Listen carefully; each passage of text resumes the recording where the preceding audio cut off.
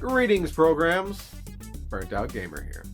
Today, we have 3 NES beat-em-ups that you have got to play. So let's take a look.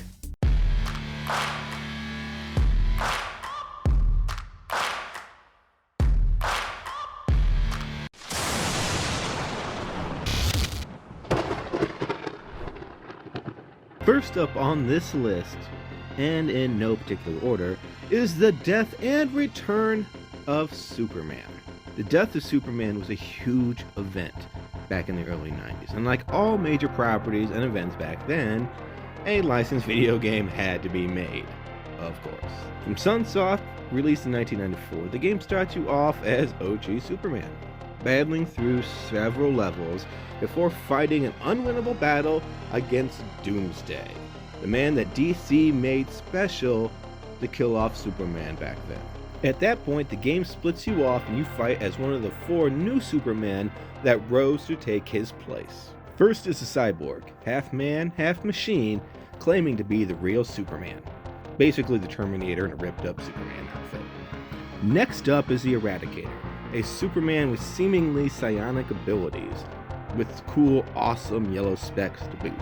Third is Superboy, well, the new Superboy, a clone of the original Superman with a lot of growing up to do. Typical teen angst. Also rocking a grungy 90s leather jacket to boot, to show how extreme he is. And finally we have Steel, my personal favorite, a man encased in a suit of armor, saving lives in honor of Superman, who saved him from falling off a construction site at one point in time. The game features the standard attack mechanics, punching, grappling, and being Superman, you can also fly. There's not really much to do up there in the game, but it's cool to break combat sometimes when you get swarmed, because this game is kind of brutal. You can also pick up power-ups from destroying the backgrounds as well, performing the standard clear screen attack. Throwing your enemies against the back wall with the grapple maneuver usually causes these to pop out when they break stuff. All in all, it's a great game to add to any beat-em-up collection. And if you're a Superman fan or a DC fan, it is a must-play.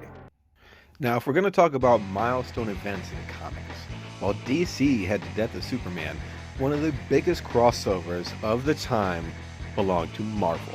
Maximum Carnage was a monumental event for Marvel Comics, and of course, a game had to follow. In the game, you swap between playing as Spider-Man and Venom as you fight your way through the city, facing off against the different boss villains that you saw in the Amazing Spider-Man comics in Carnage's crew until you meet the big man himself.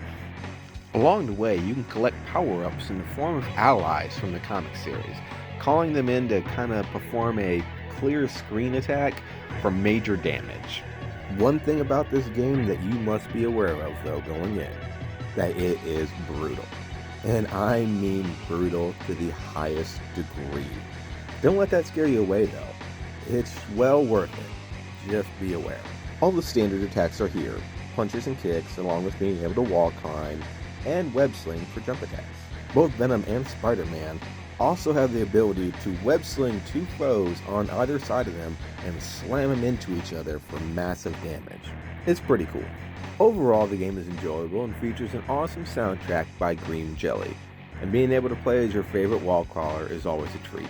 And being able to play as Venom is even awesomer. This one is well worth a look, true believers. So far with the other titles on this list, we've talked about some pretty powerful people. But if we're really going to be talking about power, we need to be talking about turtle power. Teenage Mutant Ninja Turtles, Turtles in Time, is widely considered by many the best Turtles game ever, and definitely one of the best side-scrolling beat-em-ups on the NES ever. You pick one of the 4 Turtles, Leonardo with his katanas, Raphael with his sais, Michelangelo with his nunchucks, and Donatello with the bow staff. And you fight your way through familiar cityscapes, facing off against their classic bosses at the end of every level.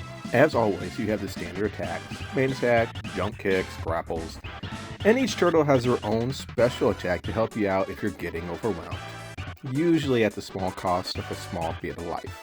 The game has a varied number of enemies to deal with, but honestly, they're just usually reskins of different foot soldiers. But they all have different weapons, usually swords, throwing stars, even blaster cannons, so it keeps things usually pretty fresh. At the end, you invade the Technodome, fighting Shredder himself in a multi-stage battle. So if you want to experience a little turtle power and take you back on an early 90s nostalgia binge, then this is a game you definitely want to play. So there you go, 3 beat-em-ups you can't miss on the SNES. Now keep in mind that each of these has much more than what I've shown. I just wanted to give a quick overview to let you know what you'd be getting into, and definitely that you should not miss these. Unfortunately, with the rising cost and everything, all retro titles out there have kind of gone up, these 3 included. So, depending on how you feel about it, you may need to play these any way you can. So if you like this video, please hit subscribe, and remember to always leap your buildings in a single bound, never stop true believing, and never pass on a good piece of pizza.